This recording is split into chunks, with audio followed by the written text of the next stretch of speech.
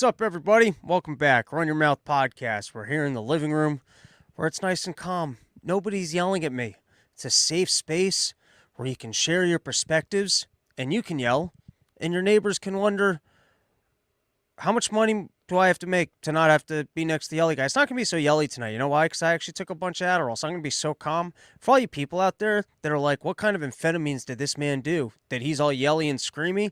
It's not the way amphetamines work when you got ADD. You naturally got all the energy, and then you take the meds, and then you're just like a calm librarian person who goes, I want to be off these meds, but I actually had work to do. So that's the way it works. Sometimes you have work to do, and then you take them.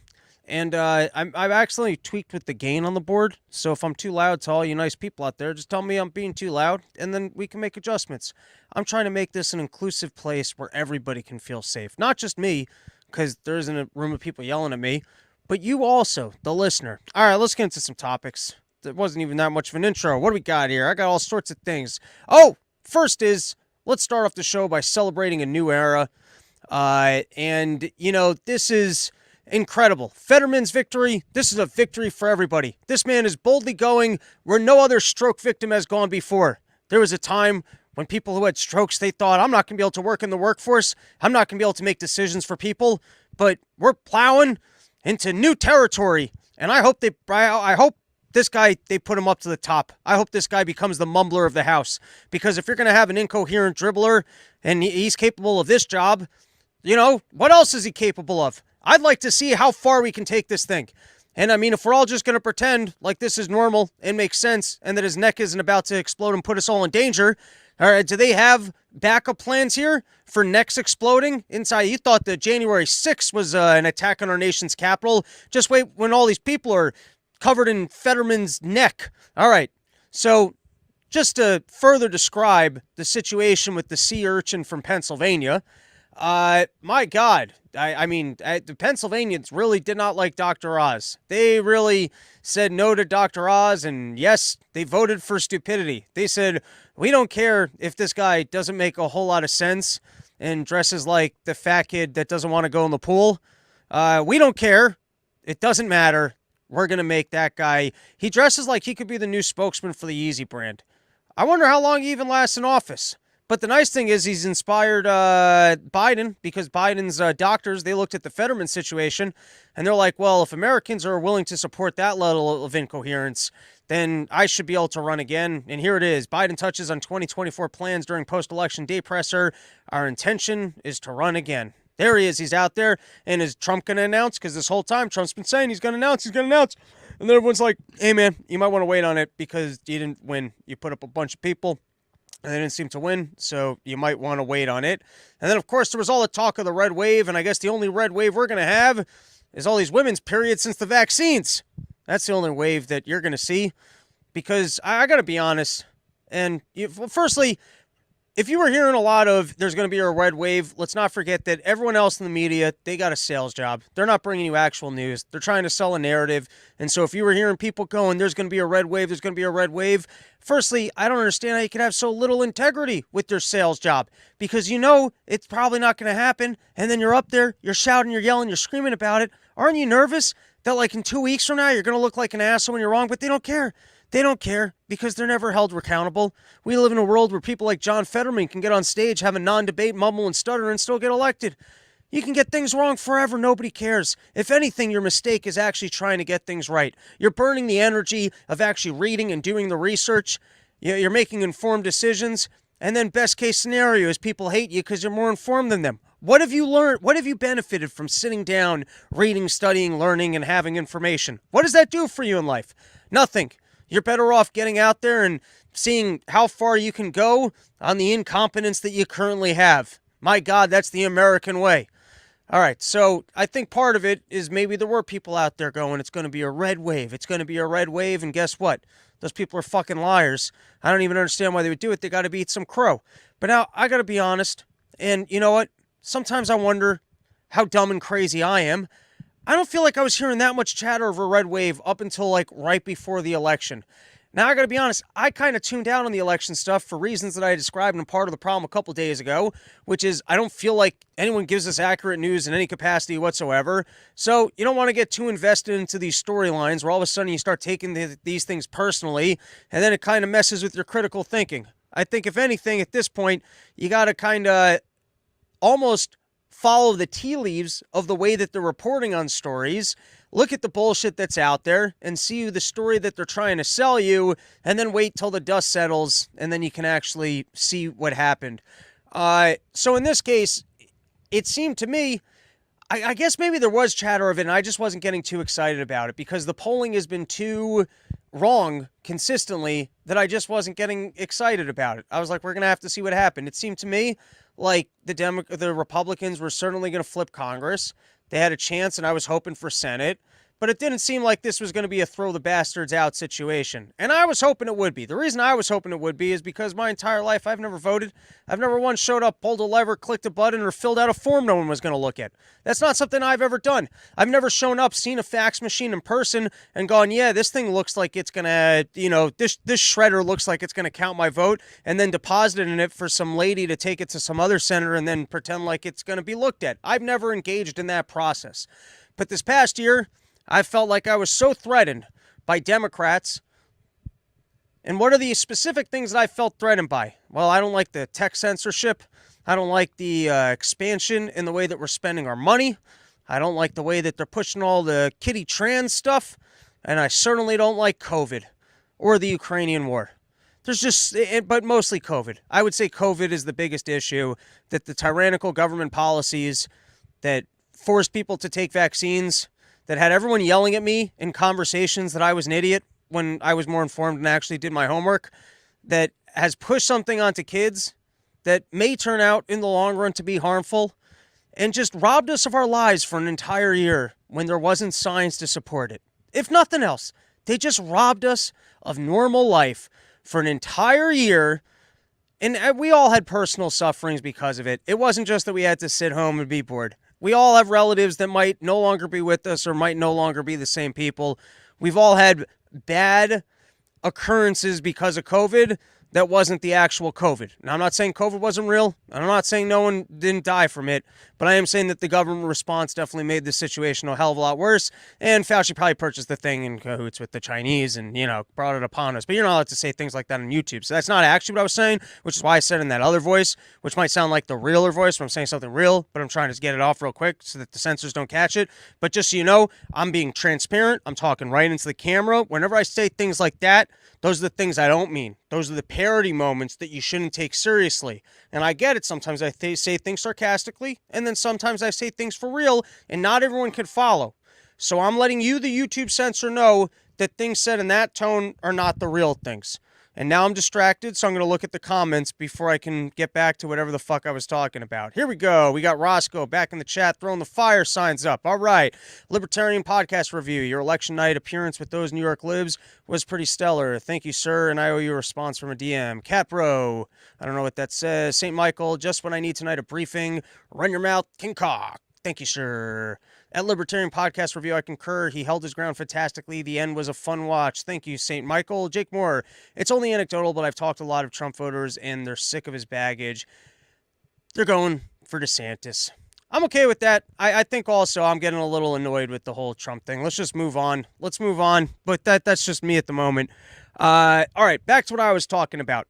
So upset with everything going on with these Democrats, with the corona shit. I nearly showed up to vote down, take a Republican. Now, what would that have done? Absolutely nothing. I live in the state of Stanford. I live in Connecticut.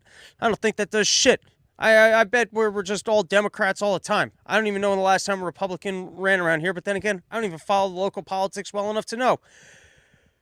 Anyways, I didn't bother to do that, which sometimes is good, because then you get invested, and then you actually feel like you were harmed, and then you end up with one of these people that's playing on a team, and then you can't have any free thoughts. Like I once even had with the New York Rangers. I don't follow hockey, and then one year, I think they were in the I don't even know what they call it. They're playing for the Stanley Cup, but they're in whatever the championship for hockey is called. I play hockey. I like the sport of hockey.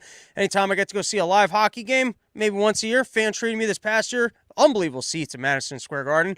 It's always a good time. I love watching myself some live hockey. But in this year, they were in they're playing Stanley Cup, and I started following it. And then when they lost, I remember going home depressed, and I was like, why did I care?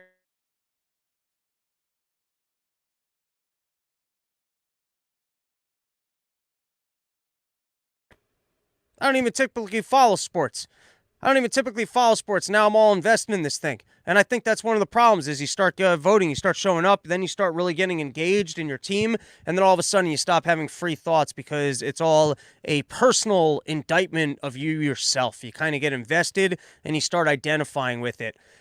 However, when it comes to this whole red wave thing, I don't feel like I was reading that much about red waves leading up to the election. I feel like leading up to the election, I was actually reading reports that Democrats were going to be doing rather well. And then I was confused by that because I was like, are there that many people in this country that aren't upset with gas prices going up, with inflation, with government spending, and the fact that we were lied to about the COVID policy? Is this really something that people don't care about?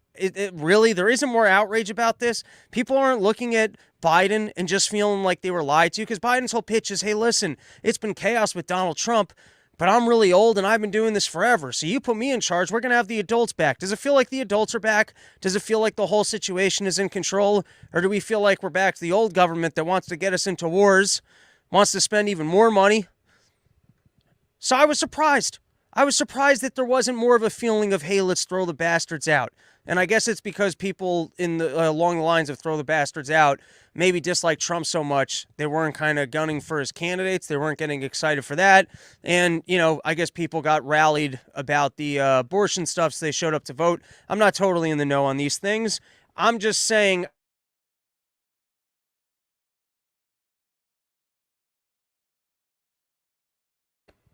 I wasn't too invested or expecting this red wave. And then suddenly, when the thing's over, they start going at their look at you, you're a bunch of losers. You didn't have your red wave. You were talking about a red wave. You didn't have a red wave. Sure, you won. Sure, you won the Congress. But look, you guys are a bunch of losers because that red wave thing you were talking about didn't happen. Kind of seems to me like they overhyped the story in the last 2 days so that they could somehow play off the victory as a loss. That's kind of the way I'm seeing it. But like I said, sometimes I know exactly what I'm talking about, and I'm pretty honest when I go, hey, I really did my homework on this one, and then there's other times where I'm just fucking bullshitting, and this is one of the more bullshitting moments. And if you want to know how you can feel comfortable bullshitting,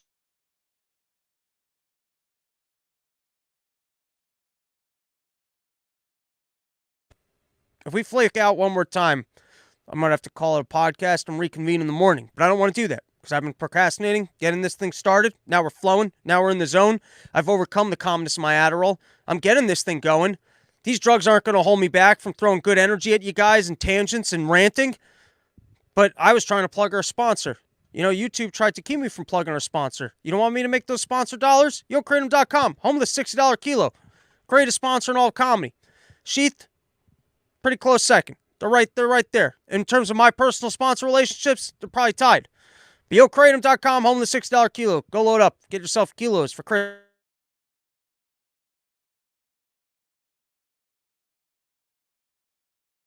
Campaign. For Christmas this year, your kilos of Kratom are here. All right, there we go. Now, let's get into some non-news topics. I got some thoughts from my travels. I spent a whole weekend running around all of Texas, and now I hope my thoughts about my travels aren't boring to you guys. You can email me, robsnewsroom@gmail.com. Maybe I'm coming off like Marge Simpson's sisters when they came back with those slides and they're showing you pictures from their vacation because they're here, there, everywhere, and people are like, I don't fucking care about your travels. What are you, some Chinaman taking pictures of everything? I don't care. You went there. Great. I can go on Instagram and I can see hot chicks that were at that exact same location. I don't need pictures from your family vacation.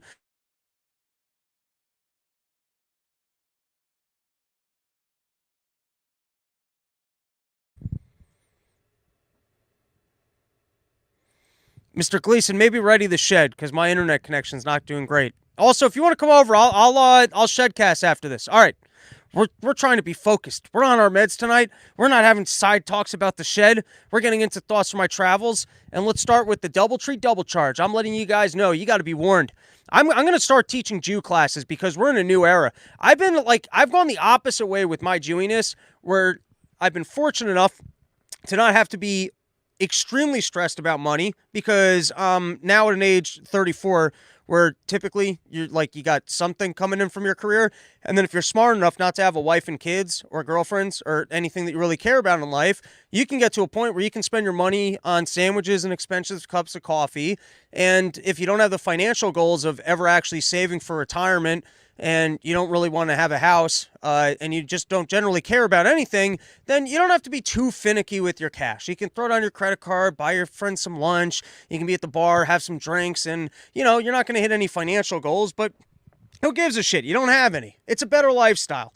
So, for the most part, I got to say, I'm actually the other way. I'm not very cheap. I don't really care.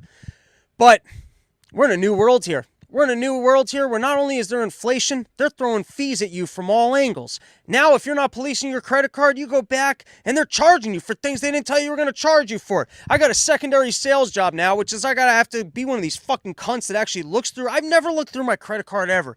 I saw last year there were a bunch of random charges. I was like, all right, I missed those.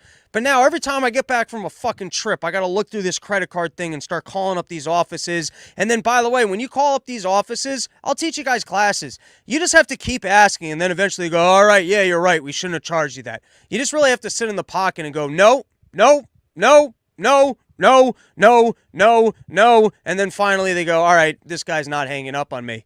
Because they know what they did to you. So let's start with the DoubleTree by Hilton. Firstly, my entire hotel game, I'm losing my fucking mind. I've described this before. Google Maps used to be the best way to search for hotel rooms. It used to be the best. You looked at where you were, you could look at the Google hotels, and then you could pick yourself a hotel. And I got to tell you, I don't like the discount sites. I don't like the discount sites because sometimes they got these off-the-grid hotel rooms where you think you're booking a nice hotel, but then they revamped like the janitor closet for Hotwire. It's like, so you think, wow, I got the 5-star hotel at a discount, but little do you know, you're in like the basement with the other discount shoppers that they've outfitted the janitor closet. All of a sudden, they've got smaller hotel rooms that used to be closets that they added a toilet to, but the toilet doesn't even have a door. It's got a sliding door. And if you want to use the amenities, you were on the discount site, so you got fees and you got a problem. Well, you bought it through the discount site. You didn't buy it through us.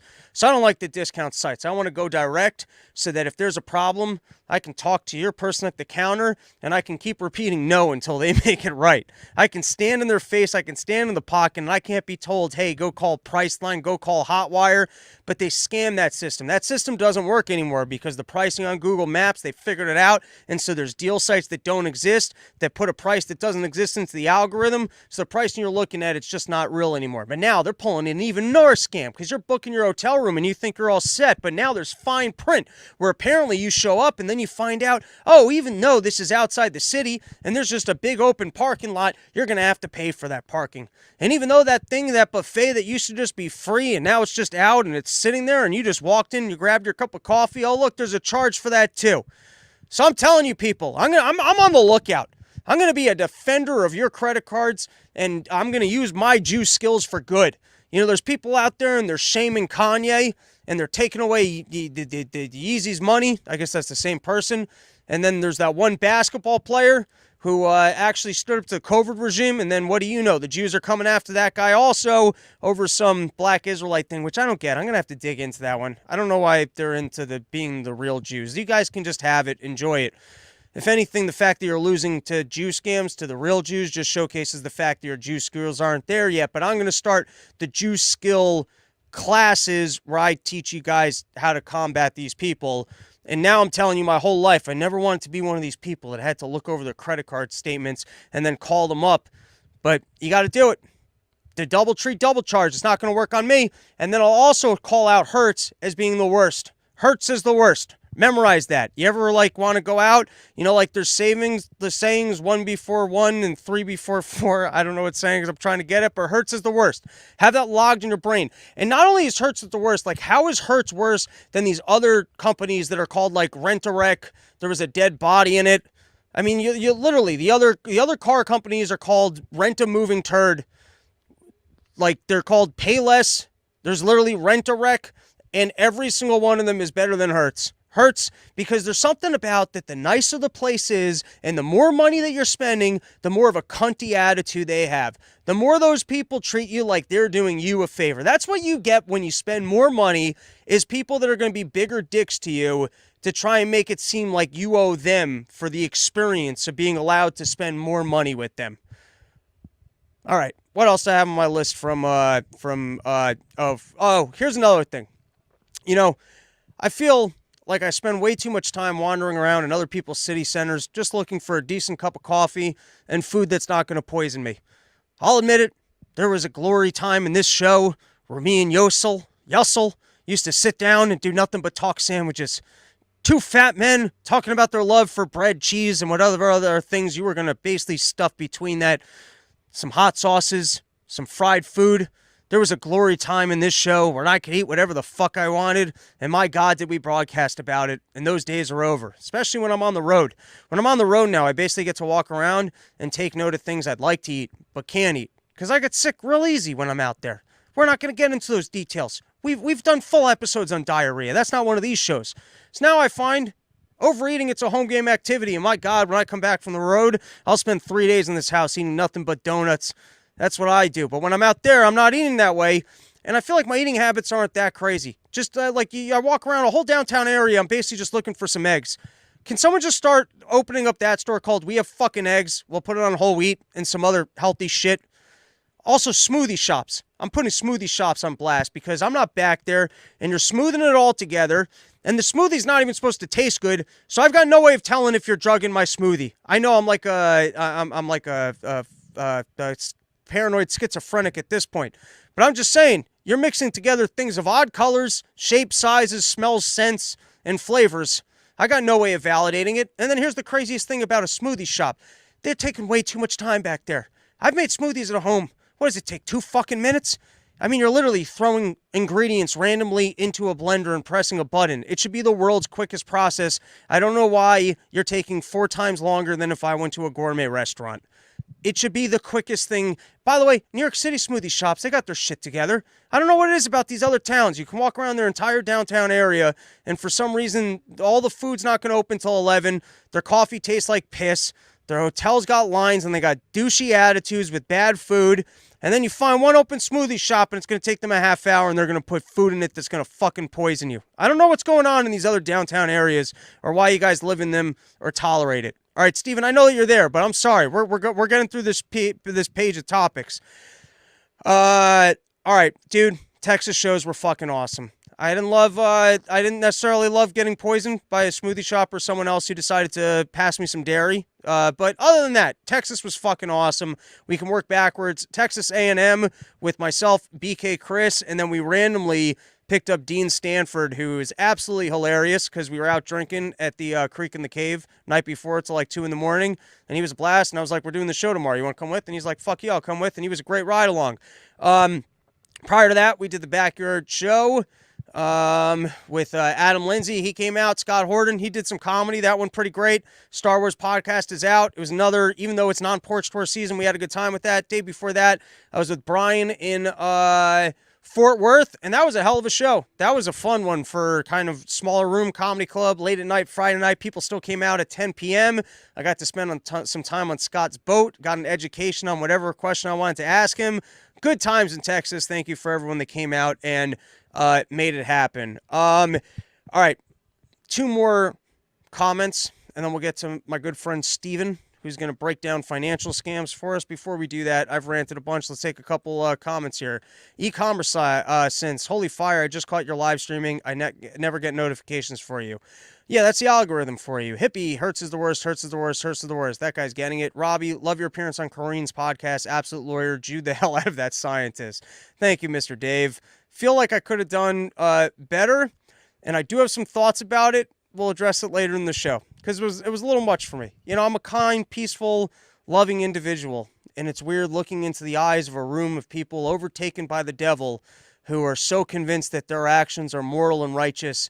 I feel like it's literally people possessed, kind of like in The Exorcism. And, you know, I don't want to be the priest giving out the holy water. I want someone else to cure them first, and then I could go, okay, here's the information that you needed. Because otherwise, it's just visceral hatred that comes out of them as they look upon you, the man who can free their souls from these devilish thoughts of that government's here to help them. I'm just trying to free them. I'm trying to free their minds a little bit, and you give them facts and reasons, and they just get so mad at you. All right, this is a pretty arrogant takeaway. Uh, Over Nave, everyone look at Rob because he's on a fucking boat. I can see Kyle. All right, I don't know what that guy's talking about. Steven, I promise. I see you there. We're gonna get to you in a second. Smaller planes. I prefer flying on smaller planes. Everyone gives shit to the smaller planes. What's a smaller plane?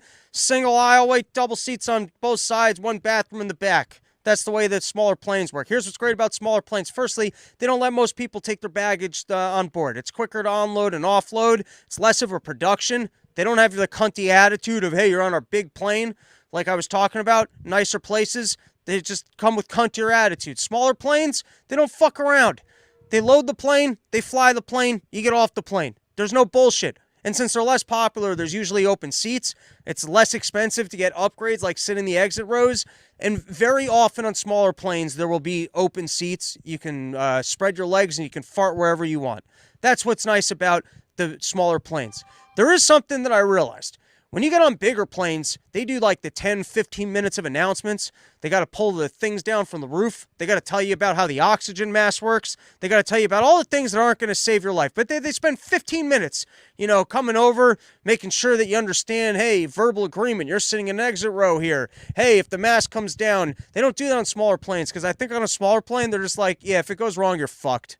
Like, we're not even going to try and pretend on this thing. If we hit some turbulence and things start happening, you chose to fly the smaller plane, so that's on you. But I'm still coming out pro smaller planes. Smaller planes are the way to go. Here's another thing when it comes to hotels. Do they broadcast hotel checkout time? Because I feel like that's the biggest variable. I tend to get into a hotel room at like 12, and then they got like 11 a.m., and then sometimes they're dicks, and they're like, it's got to be 11. And they're like, can you give me a little bit more? You got to zoom. You just got to ask. You got to get in their face, and you got to ask a couple times. All right, we're going to save that last comment for another time. Let's bring Steven on. Here we go. Steven, wait, you got to give me a second. I gotta make a couple adjustments. Nope, that's the wrong adjustment.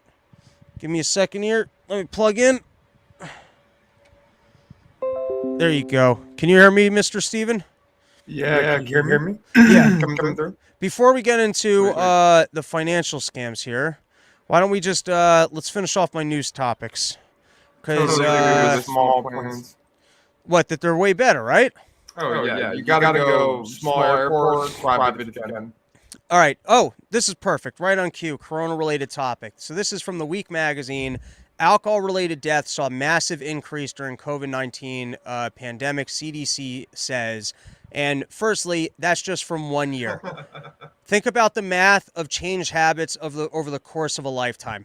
Like, so for all these people that are still standing by that the COVID policy was good and that, hey, we can just have everyone stay in their homes, we can shut down, we can tell them that they can't work their jobs, we can stress people out by telling them that they got to get vaccines.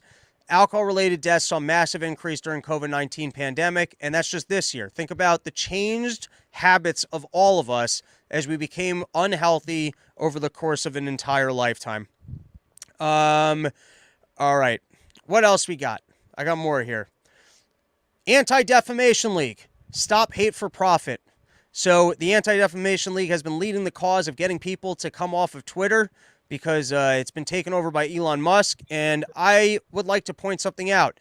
The Anti-Defamation League is literally engaged for hate for profit. They hate the opinions of people like me. They hate free speech. And so they are collecting other groups of people in a form of censorship that empowers them and helps them make money. That is hate for profit. So there's an irony there. Steven, you see what I'm saying? Yeah, this reminds me of the change.org edition. This is the same exact thing. I even think it's the same fucking logo when these people boycotted Facebook. All right, now we've got Nancy Pelosi, who said the attack on her husband will impact her retirement decision, which is a great way to leave office. Because either it's like a Palpatine moment where she's like, my resolve will be even stronger after Check out Anderson Cooper's face right here. Okay. What do you think's going on? What do you mean? He just looks very excited. Or something just touched him. I think he's thinking about the cocks he gets to suck later. Good man. He's just thinking about what he has left at home. Or she's gonna pull the I don't feel safe doing this anymore. Like she was gonna leave anyways because she can't take the stock tips anymore. They might change the law. She's realizing, why am I gonna hang out and do this shitty job? And so instead of leaving, she's gonna go, well, I just don't feel safe. That's how bad this country's gotten. Because of Donald Trump, I can't safely continue to do this position. When the real reason is since Epstein's gone, it's just not as easy for them to get a hold of kids. So between that and the stock tips, why would you even stick around? All right, last one. Biden says midterms were a good day for democracy. Because, of course, if the other side wins, then we don't have a democracy anymore. But everyone should still respect the outcome. All right, Stephen, let's get into it because this was a interesting week in specifically crypto news.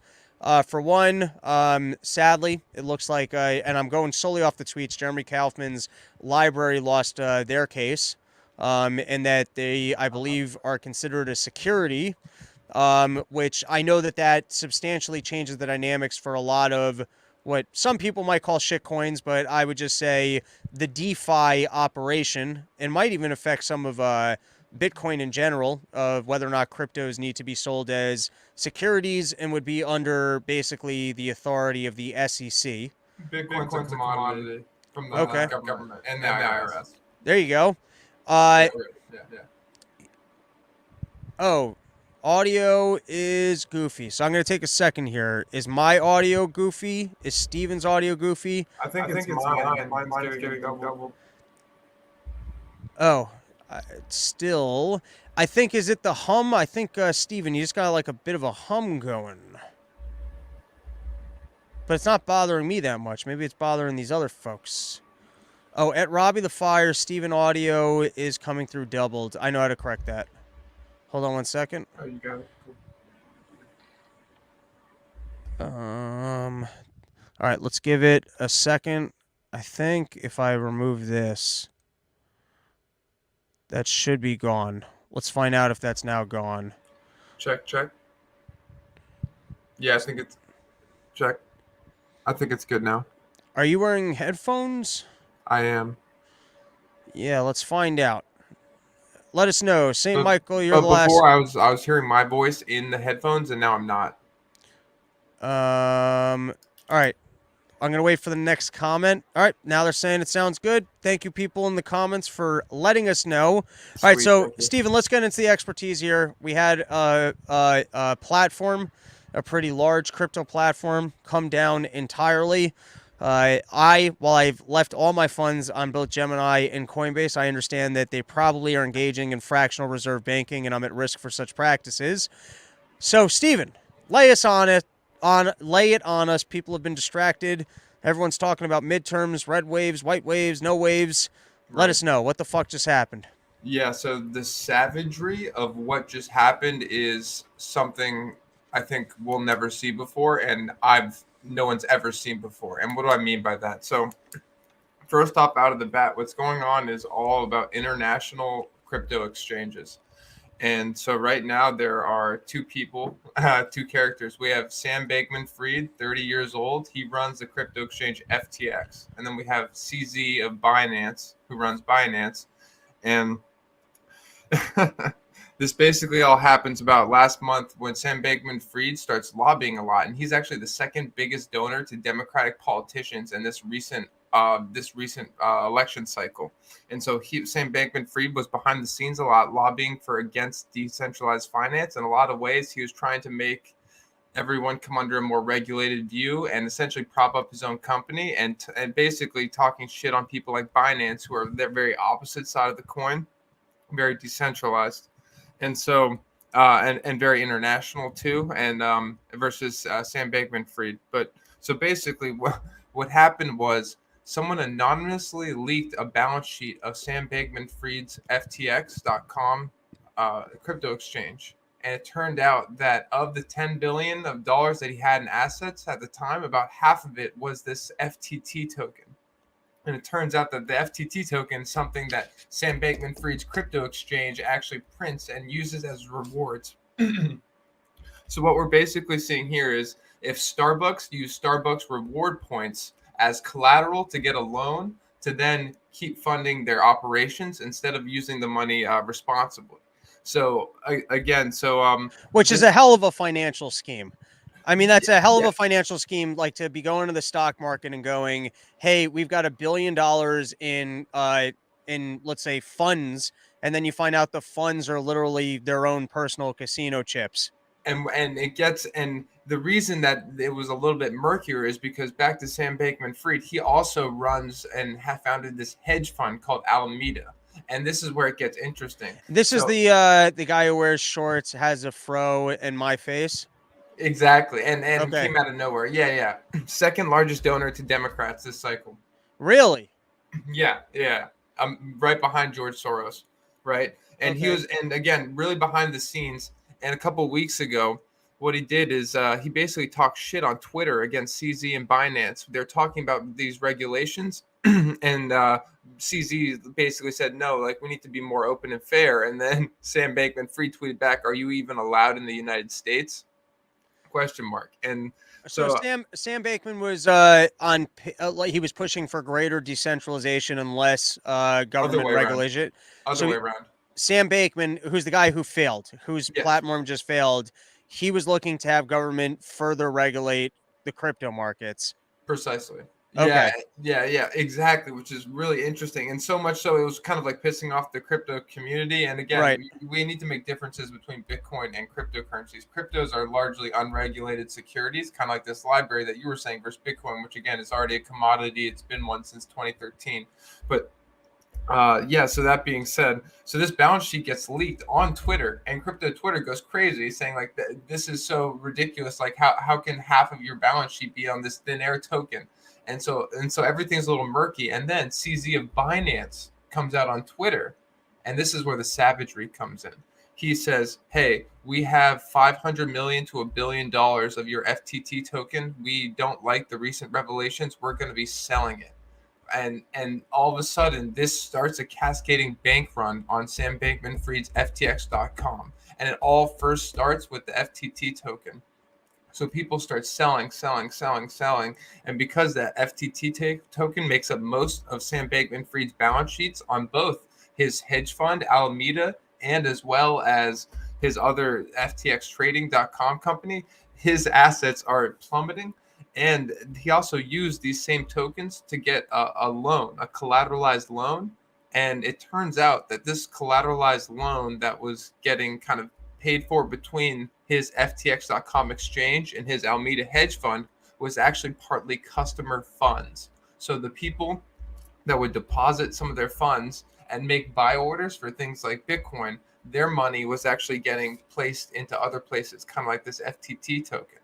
And so what happens is Sam Bankman-Fried's FTX exchange was actually using customer funds, giving it to his hedge fund Alameda's brothers trading facility, and in exchange they would give each other this FTT token, which on paper has value, right? Just like Starbucks rewards points has value, but not after CZ of Binance found out, tweeted this, started a bank run, and all of a sudden $6 billion worth of deposits came rushing out of FTX, and everyone trying to get their money until they stopped withdrawals.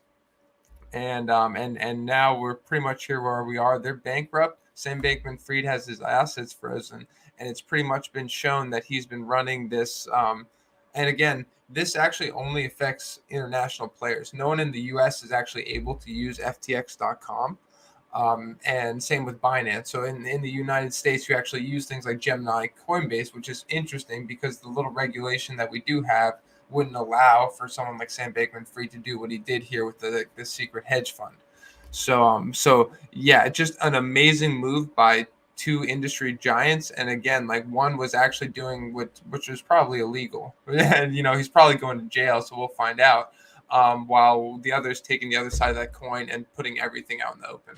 Now, when the Binance CEO, I guess, put that out, was that illegal for him to put out? It seems almost odd that you can do that to a competitor.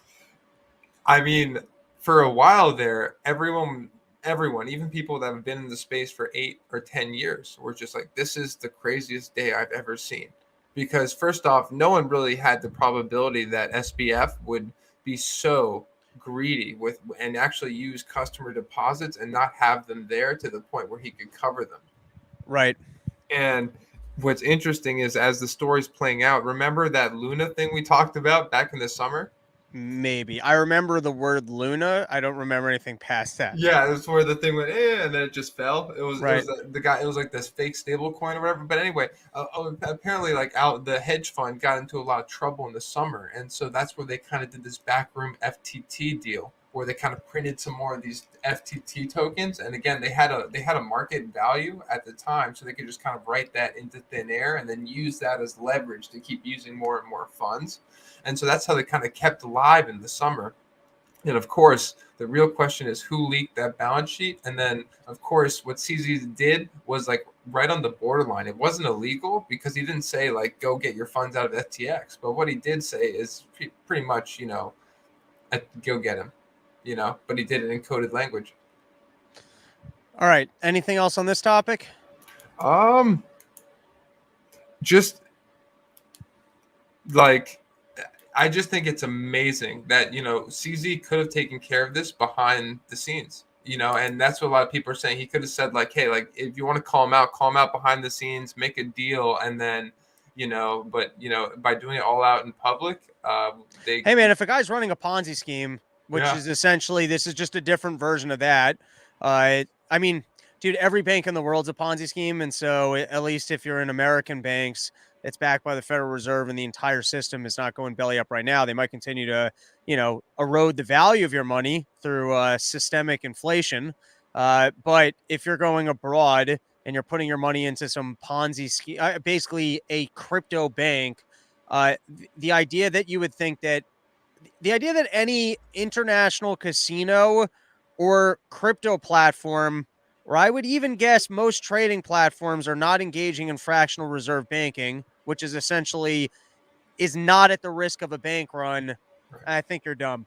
And I even think that myself, sitting on Gemini and Coinbase, I would be surprised if there isn't some version of fractional reserve banking going on those platforms. They're actually doing what's called proof of reserves, and like Kraken does that. I don't know about Gemini or Coinbase, but there's some other exchanges that do that. Can't And be so 100%. I'm sure that like they don't have the Rob Bernstein wallet that's got my shit in there. that's how the Bitcoin. That's how you can do that on Bitcoin. I'm sure you can do it, but you're telling me I haven't withdrawn a single money in 2 years. They're not going ahead and using my money because they've done the math on what percentage of people like That they might be depends on the term of service that I'm saying they might be better than a typical bank. A typical bank is at a 10-to-1 ratio. So they might be presuming that 50% of, whatever's there needs to be liquid. But the idea that they're not taking some percentage of it to lend out or otherwise invest, and I would be surprised by. it depends what exchange. Some do cold storage too, so you can't really do that. And then like in some where you're earning maybe 2 or 3% yield, then yeah, Right. they do that because that's like kind of in the terms of service. They might lend out a little bit, but yeah, I think it's more likely they kind of use that as leverage to get a loan for more money, which is kind of what FTX did, but they did it in this very sneaky way of like printing their own fucking token and then the second you use client funds, like that's exactly a pawn. That's just it's illegal, right? Like that's an absolute. And then you lie about it, like you know, how's All right. you're going to jail. But yeah, Geez, I gotta put my phone on silent. I'm trying to yeah, dude, broadcast over here. you're excited. All right. I do want to comment on a podcast that I did yesterday. I think fans of this show will enjoy very much. There was a live stream of midterm election coverage in Brooklyn, New York. It was Corinne Fisher's podcast called Without a Country. And I would particularly recommend starting with the last half hour where I battled the entire audience in regards to United States COVID policy. And I feel that our fan base would particularly enjoy that segment. The other segment that I think you guys would particularly enjoy is in the middle. I was challenging why people hated Trump as much as they did. And I was explaining that, in my opinion, a lot of it is that it's my theory that people are looking for their president to basically be a more dignified rapist. That we understand that our politicians are evil, but like if they conduct themselves like Barack Obama, we can pretend that we're participating in this illusion that we're moral, that they feel more comfortable with that. that little piece, I feel like I won that argument, and I feel like that somewhere in the middle is worthwhile. The end of the show went a little bit more off the rails because I here's the thing. I said to Mike Harrington, who I love Mike, and Mike, I believe, is actually a fan of my comedy, which I appreciate very much. And if you go down the Run Your Mouth archives, he was essentially the co-host of the show for at least a year when we were doing it at Gas Digital. And I had a lot of fun doing the show with Mike. It was a slightly different style, but I had a lot of fun. Mike's a great co-host, and I feel like somewhat what that dynamic is now captured on BK Chris's podcast, Notes of a Goon. In some fashion, their dynamic, because my BK Chris is different than I am. Hilarious. He's got a great show, also doing news, politics, and analysis. You guys can go check that out. And I feel like part of the Mike Harrington flavor and what he adds to political conversations is captured there. Don't leave yet, Mr. Steven. All right. So so I appreciate him having me. And I said up front, hey, I think this is going to be a clash. Now, I went in there knowing with the intention of, let me try and dodge having any fights in any capacity. I don't want to take over the show because I know that I'm more than capable. I'm going to try and just hang out and be funny. And to Corinne's credit, I feel like throughout the show, there were a lot of jokes that I threw out there that were my style, harsh, kind of bordering just conspiracy nonsense jokes that her and Mike laughed at. And I don't think the audience particularly appreciated, but I feel like the two of them knew that I was swinging for funny. At the end of the show, we finally, I floated a bomb. I started the grenade. What? Example. Can you give us an example? So I started the grenade with a comment about Ron Johnson. It was in the last half hour of the show. So I started it where I was like, I liked Ron Johnson. Why? Someone asked why, and I left it for them to ask why. And I said, because he's doing the best work going after Hunter Biden. And he's the one guy who's trying to document injuries from the COVID vaccine. And so someone goes, well, why would you want to do that? And I go, well, because if it was harmful and you were forced to take it, wouldn't you want to know it? And now I honestly wasn't trying to do it. So then someone goes, well, who was forced to take it? I was like, what do you mean? I mean, every single person whose job was threatened. Now, sadly, there's no audience mic, so you can't quite hear some of what I'm reacting to. Now, I would be able to handle this situation better if I did it a second time. I also don't have much of an interest in yelling with an audience about politics. I almost like I'm trying to steer this ship for funny as much as I can, and I don't feel like that's my specialty. It doesn't make me feel good, and I don't really know what the point is. But what was a little bit disingenuous was it felt like every single time I answered something, someone would yell something at me that was not on topic to the point that we were just discussing, and that the audience couldn't quite follow like nuanced reasoning, where I lack some clarity, because at one point I was like, we're not having and I didn't even say it. I was like, yeah, I don't think the vaccine was effective, but that's actually not the point we're making right now. And so just the two things that kind of had me very flustered, where I was almost not trying to get angry, which was hard to do, was it seems like every time I disproved what they were saying, the goalpost changed and someone else yelled at me. And then the other thing that felt a little bit disingenuous, and this is particularly in regards to inflation. No, I'm not inflation. They were saying that Biden has no control over gas prices. I made an argument that he's changed the investment strategy, and that by shutting down things like the Keystone Pipeline and telling companies that he's trying to change the industry towards green energy, he's changing the investment strategy, because you can't even forecast that if you're making an investment that might pay off in 10 years from now that increases supply, because new regulation might come in that doesn't even let you sell the product. So we're not making the moves to increase supply. And the argument was ignored, and it was just responded with, well, it's been widely proved that the president doesn't control oil prices. That there's something to me where it's like, if you're not prepared to have the conversation, it feels disingenuous to just quote me something that you heard in the Times. Like, I just made an argument. You got to take on the argument. And I'm better that way. People come on here all the time and I don't agree with them, and I go, I don't just dismiss the idea. If anything, I'm trying to hear out the idea and see if maybe you knew something that I didn't. It seems like So those were the two things I was getting a little bit frustrated by, was the dismissiveness, where it's like, well, I just gave you an idea, and I actually know that so let's address that, but let's not just dismiss it that because I said something you haven't heard, it can't be right. And in my head, I didn't say this, but it's like, if a year ago I told you, hey, this is going to cause inflation, you could be like, well, no, Paul Krugman already said no. It's like, people are wrong on things. Why don't we actually discuss the idea? And I might be wrong. I'm very open to being like, I actually think that's one of the strong suits in being able to have conversations, is if you're open to being wrong, then your ego is not hurt if you are wrong. And then you're actually more open to being educated, because you're not invested in like being right.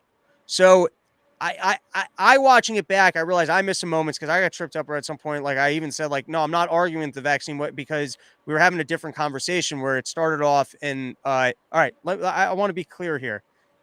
I appreciated the opportunity. It was fun. If there was one thing I was frustrated by, it seemed like the goalpost kept moving, that every time I disproved something, they pretended like that's not what we were talking about. And then it felt like at times the ideas were being dismissed just because they must be wrong. And so, I mean, you guys can check it out. You can tell me what you thought, but I did find that to be frustrating. Now, Do you Steven, think, yeah, or go for sorry, it. I mean, do you think it's about the argument now? Because I've kind of interacted with some of these people too, and I don't think they want to be proven wrong. And like, it's almost like you're speaking a different language. And I think it goes beyond, you trying to make a point. It's really scary almost. Yeah, well, I did my best to just try and keep my cool, because I feel like losing your cool, you kind of lose. Now, there was a funny moment. I'm telling you, this was a funny moment. I'm pretty well, less so. You're sharper than I am. My memory's not as good. I'm very good on themes, and sometimes I'm not great with like the particulars. And when you have an audience like that, if you say any of the particulars wrong, you're just instantly dismissed. So, like, for example, I quoted the Deborah Burks thing, and they said, well, who's Deborah Burks? And I was almost surprised that they hadn't heard the name.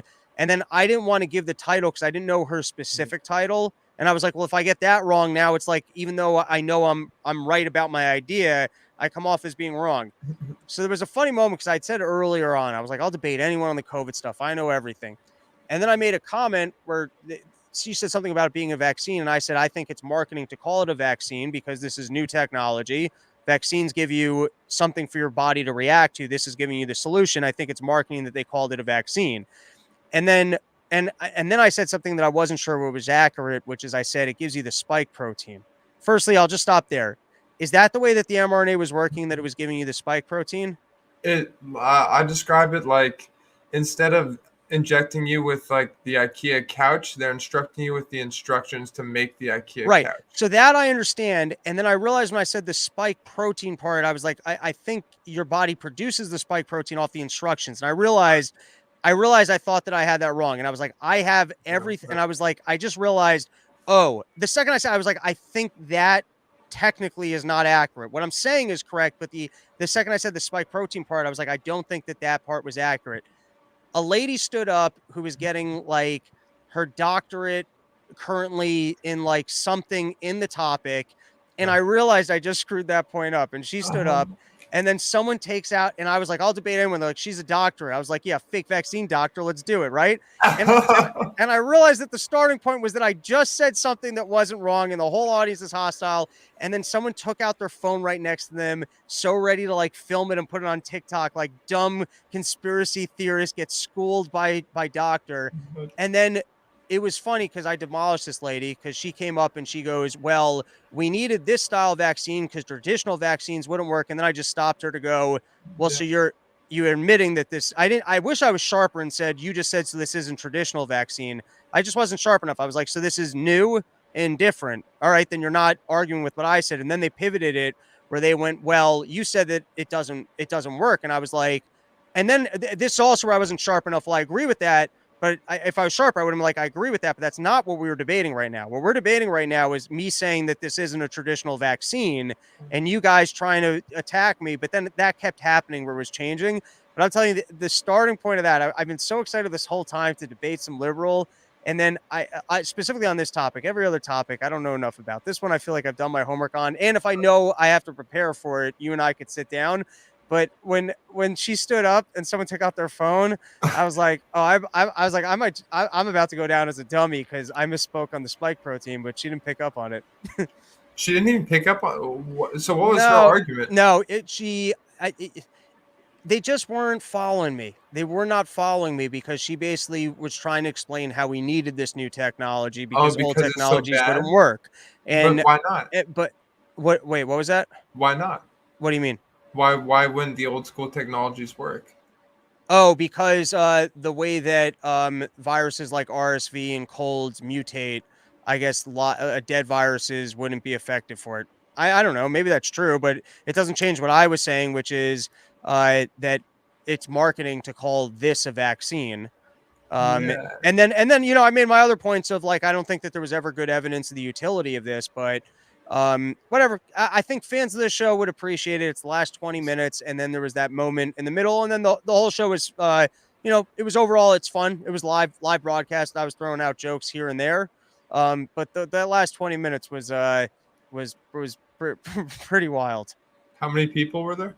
30 and they all hate me. I was 0 for 30 in the room. That's not entirely true. I had Andy Malafarina was hanging out in the back. He comes out on the road with me. A hilarious comedian. And then some of the Gas Digital crew. But the audience was all very much like liberal, libs, the ultra libs, the Oh, ultra educated. Hey, I read the New York Times. Don't tell me other libs. And then this wasn't on the mic. And I'm so because when people were just yelling at me, one person, because I made some point about whatever, and someone goes, some guy goes, well, like he was like, renewable energy is more cost effective than oil. I was like, that's just not true. And then he said it again. I was like, fine. She said it confidently. You must be right. But I didn't get a chance to address that because then they just changed on me. But like, just think about it. If renewables work better than oil and gas, why would we ever be consuming oil and gas? If they actually worked and they were more cost effective, then that's what we would be using. You wouldn't need government to step in and try and mandate this other thing away. If oil and gas actually got me from here to there for less money than going to a gas pump, why would I ever see a gas pump? Why? If you're telling me that the other thing is more cost effective, now what probably, and this is giving him too much credit, is that he probably read somewhere that it's more cost effective, and that's pricing in the supposed issues of global warming, which is going to be faulty math. So it could be, by the way, it could be that there is some talking point out there that with pricing in for the harmful effects of global warming, that windmills are actually more cost effective. But even that would be generous. The idea that me burning coal is is more expensive. You're going to stand on your property and run a farm off a windmill. I'll be over here working with coal. And your theory is that at the end of the year, you're going to be able to sell your goods for cheaper because your electricity was cheaper than mine. Can't but be true. so let me get this right. You were performing stand up, and these people were No, it wasn't just stand up. yelling at. It Okay. wasn't stand up. It wasn't stand up. But I still got like stand up feelings where it's like I didn't come out. This is at a comedy club. I didn't come out for a debate. So like, I wasn't Oh, trying to be like too yelly, which didn't work by the end. All right, I feel like this was self-aggrandizing enough of a recap.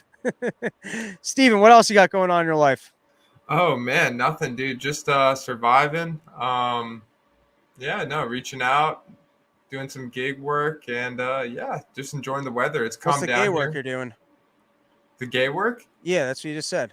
Yeah. Oh well, the gig work. But if you want Oh, some of okay. that, oh, South LA, Different rates. Harbor Boulevard. Yeah, Westminster, Whittier. Yeah. All right. And while I have you, any recent hot COVID takes? Oh man. There's only been one recent interesting story, which Alex Berenson's been reporting, which is that the funeral companies with the all-cause mortality are like, hey, our profits are still like floating pretty good. Like they'd reported to people with Corona going, hey, we're having a really good year, but don't expect this all the time. And now they're like, hey, for some reason, the profits are staying real good, even though this Corona thing's not really an issue anymore.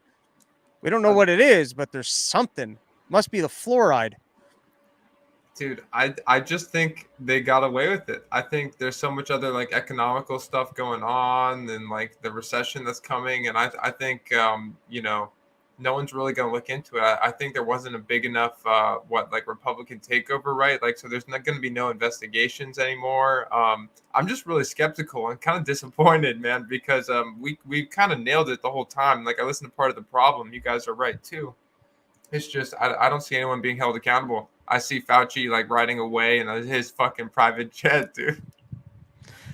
Yeah, it's amazing. He thought he made money while he was in office. Now he'll go work at one of these companies as the consultant. I mean, currently the old head of the FDA, I think, is currently on the Pfizer board. So that's kind of the way it works. Right. And yeah, I just think it's really sad. The next one will be interesting. I heard they're trying to make new mRNA vaccines for something else. I just don't know. Yeah, CRISPR. I'll get excited for some CRISPR. Yeah, Some dude. Well, crispy be careful. CRISPRs. That's largely overblown. A lot of the people that do that too, like die.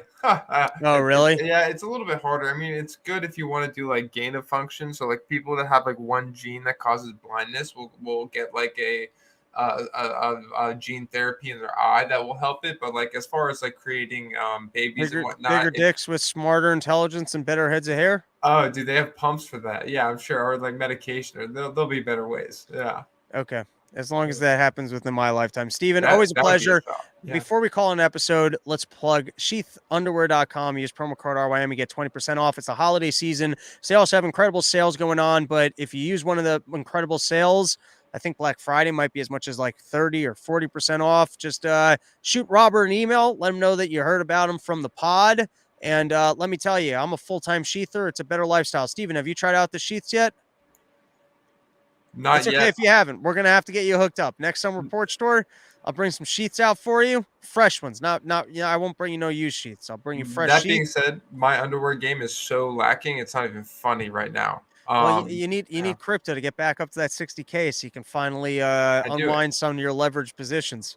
Well, I can buy sheath with Bitcoin actually, so I might use some of my Mind Bitcoin to do that pretty soon. Not bad. I think it's a worthwhile investment for the Christmas sale. All right, There you go. everybody. And check out a bunch of live shows coming up. We're going to be in next one I got is next weekend. I will be in New Orleans. And by the way, dudes, like the New Orleans show, I rented I mean, it's going to be a good show. I rented a dance studio. But like, dude, I'm working on like a new trans chunk. I'm working on material that it's comedy club funny, but I would not tell it in comedy clubs because I would have what I just experienced in Brooklyn. So we're off the radar. We're off the grid. I'm working venues that fans have hit me up because they've personally found this is some fucking gangster rock and roll shit. So come support. Come support. Pirate Radio, baby. There you go. If you're Nice, listening dude. to the show, you guys are the audience for this. These are funny jokes. And come here, come have a laugh. It's a new 10 minutes of just anti-trans stuff that I couldn't do in a comedy club. So Underage drinking allowed. I don't know about that. We won't say that out loud, but I'm not sniffing your water bottles. I ain't high school. I ain't a high school teacher. All right. That's it for me. Thanks everybody for hanging out. And Omaha, Nebraska, Kansas City, Phoenix, Arizona, Tucson, Arizona. And only a couple more shows going to be announced on the entire year. All right, that's it. Later, dude. Later, bro. Nice catching up.